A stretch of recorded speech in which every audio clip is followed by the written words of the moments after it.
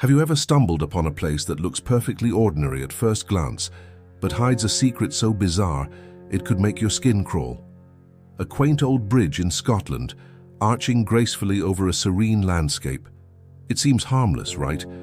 But what if I told you this very bridge has claimed the lives of hundreds of dogs, leaping to their doom without any apparent reason? Why would they do that? And how has this mystery persisted for decades?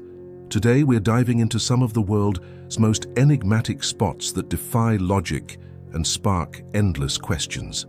From a vanished island in the Gulf of Mexico that sparked international intrigue, to an abandoned concrete giant lurking in Brazil's dense jungles, and even the eerie ruins of what some call the Atlantis of Argentina. These aren't just forgotten relics. They're puzzles that challenge everything we think we know about the world. Stick around as we unravel the who, what, when, where, why, and how behind these haunting mysteries, because once you start, you won't want to look away. Let's kick things off with that infamous bridge in Scotland. Where exactly is this peculiar structure? Nestled in the town of Dumbarton, it's known as the Overtoun Bridge, a 130-year-old architectural gem built in the late 19th century. What was its original purpose? It was designed primarily to connect a grand estate called Overtoun House to the surrounding roads, allowing easy access across a deep gorge. At first sight, it appears just like any other Victorian-era bridge. Elegant stonework, about 50 feet high, with parapets lining the edges. But here's where the curiosity builds. What makes this bridge so deadly, specifically to dogs? Over the past several decades, reports claim that hundreds of canines have inexplicably jumped from its heights, plummeting to the rocks and river below. Who witnesses these events? Often it's heartbroken pet owners out for a casual walk, only to watch in horror as their loyal companions suddenly bolt toward the edge and leap over. When did this strange phenomenon start grabbing attention? Records of these incidents date back to at least the 1950s or 1960s, but it gained widespread notoriety in the 1990s and early 2000s when media outlets began documenting the pattern. Why dogs and only dogs? No other animals seem affected. Cats, foxes, or even humans don't exhibit this behavior here. Some survivors of the fall, battered and bruised, have been known to climb back up the bridge and jump again, as if compelled by an invisible force. How could something like this happen repeatedly? Local lore offers tantalizing theories that pull you deeper into the enigma. For instance, followers of Celtic pagan traditions suggest the bridge acts as a thin place, a mystical boundary between the earthly realm and the afterlife, where spirits might influence the living. Who might be behind such supernatural interference? One popular legend points to the White Lady of Overtoun, said to be the ghost of a grieving widow from the nearby estate, wandering the grounds and perhaps luring animals to their end. But the intrigue doesn't stop at folklore. In 1994, a tragic real-life event added fuel to the fire. A deranged father threw his infant son from the bridge, claiming the child was the Antichrist. Could the negative energy from that horrifying act linger, affecting sensitive creatures like dogs? Why would it target them specifically? This question has puzzled investigators for years. To get to the bottom of it, animal behavior expert Dr. David Sands conducted a thorough investigation in 2006. What did he discover? Beneath the bridge lies a lush, overgrown area teeming with small wildlife, particularly mice and mink. Dogs, with their acute sense of smell far superior to ours, might detect these scents wafting up from below. How does this lead to jumps? Sands theorized that in their excitement to chase the prey, dogs rushed to the parapet, misjudging the drop due to an optical illusion created by the bridge's design. The stone walls are just high enough that from a dog's eye level, the ground beyond might appear as a flat continuation of the path, not a sheer cliff. Yet, even this scientific explanation leaves room for doubt. Why haven't similar incidents occurred on other bridges with comparable designs? And how come only certain breeds, like long-nosed ones such as Labradors and Collies, seem more prone? No concrete evidence has fully proven any theory, keeping the Overtoun Bridge shrouded in mystery.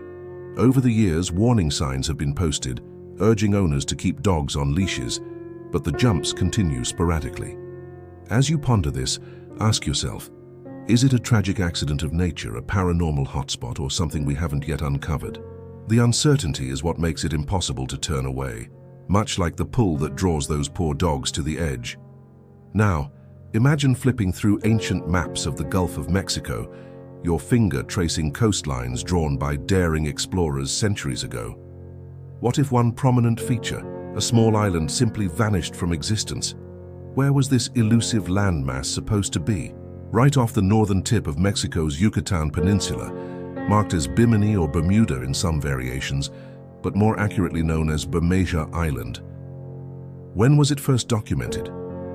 As early as 1539 by Spanish cartographer Alonso de Santa Cruz, who included it in official lists of islands in the Gulf.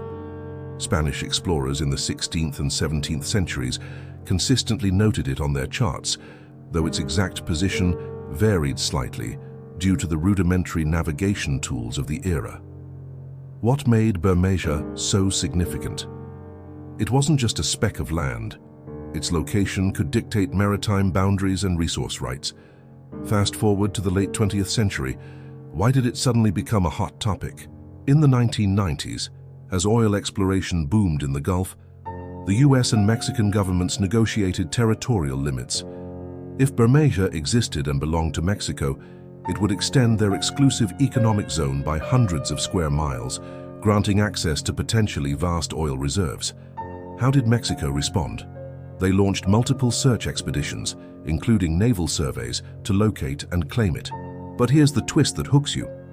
Despite exhaustive efforts in 1997 and beyond, no trace was found. Mexican Navy officials reported it was as if the island had never been there at all. No reefs, no sunken remnants, just open ocean. This disappearance sparked wild speculation. Who might have a motive to make an island vanish?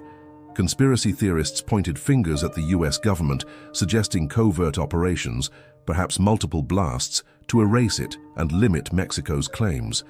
Adding to the drama, just a year after one failed search, Mexican Senator José Ángel Cenicheros, a vocal advocate for proving Bermeja's existence to expand oil rights, died in a suspicious car accident on a highway. Was it coincidence or foul play by agencies like the CIA? Why would anyone go to such lengths? The stakes were high. Billions in oil revenue hung in the balance. In 2009, advanced technology like sonar and satellite imaging was deployed for another hunt. What did they find? Nothing but sandy sea floor. This led the president of the Mexican Society of Geography to propose a different theory. Perhaps Bermeja was a deliberate fabrication by Spanish explorers centuries ago, invented to mislead rivals and protect trade routes. How could an island appear on so many maps if it was fake? Or did natural forces, erosion, subsidence, or even a catastrophic event, swallow it whole? The debate rages on with no definitive answer. As we move deeper into these tales, you can't help but wonder, what other real places on our maps might be illusions waiting to be exposed? Shifting gears to the heart of South America's wilderness, what if I described a colossal concrete behemoth abandoned in the middle of nowhere, slowly being reclaimed by nature? Where is this surreal site? Deep in Brazil's dense Amazon rainforest, along what was meant to be a vital stretch of highway. What exactly is it? A massive, unfinished bridge-like structure, over 130 feet tall and stretching more than 1,000 feet long, complete with tunnels, walls, and a sprawling foundation. From afar, it looks like a fragment of a modern city, inexplicably dropped into the jungle, vines creeping over its surfaces, creating an atmosphere that's equal parts awe-inspiring and unsettling. When was this enigma built? Construction began in the 1960s as part of the ambitious BR-101 highway project, a 3,000-mile roadway aimed at connecting Brazil's coastal regions. Specifically, this section, dubbed the Viaduto Petrobras, was intended to link Rio de Janeiro and Santos through rugged terrain. Who spearheaded the effort? The Brazilian government, pouring resources into infrastructure during a boom period. For 16 grueling years, workers toiled in the sweltering heat, battling the elements to bring it to near completion. But why was it left incomplete? In the late 1970s, Brazil plunged into a severe economic crisis. Inflation skyrocketed, funds dried up, and priorities shifted. How did the project meet its end? At the last moment, plans were rerouted to connect BR-101 to a coastal alternative, abandoning the Viaducto Petrobras mid-build.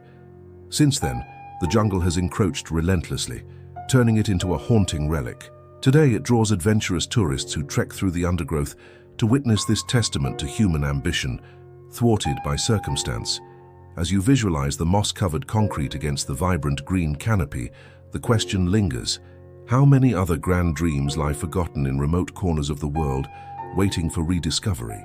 Our final stop takes us to a place that evokes images of a lost civilization rising from the depths, like a real-life Atlantis, but with a salty twist. Where is this ghostly town? About 400 miles southwest of Buenos Aires, Argentina, on the shores of Lago Epecuén, a hypersaline lake. What happened here? Once a thriving tourist village called Villa Epecuén, it was submerged under 30 feet of water for 25 years, before re-emerging as a bleached, ruined landscape that looks straight out of a post-apocalyptic film. When did its story begin? Founded in the 1920s, it quickly became a hotspot due to the lake's reputed healing properties. Its mineral-rich waters were believed to cure skin ailments, rheumatism, and more. Who flocked there? Affluent Argentinians seeking weekend retreats. By the 1970s, at its peak, the village boasted a railway station, hotels accommodating up to 5,000 visitors. Why did paradise turn to peril? The protective dam separating the village from the lake was poorly maintained. On November 10, 1985, a fierce storm breached it, unleashing a torrent. How did the disaster unfold? Over the next 2 weeks, relentless flooding forced evacuations as water levels rose inexorably. By the end, the entire settlement vanished beneath the waves. Fast forward to 2009, as evaporation finally lowered the water, the ruins surfaced. Streets, homes, and buildings encrusted in a white layer of salt, twisted by time and elements.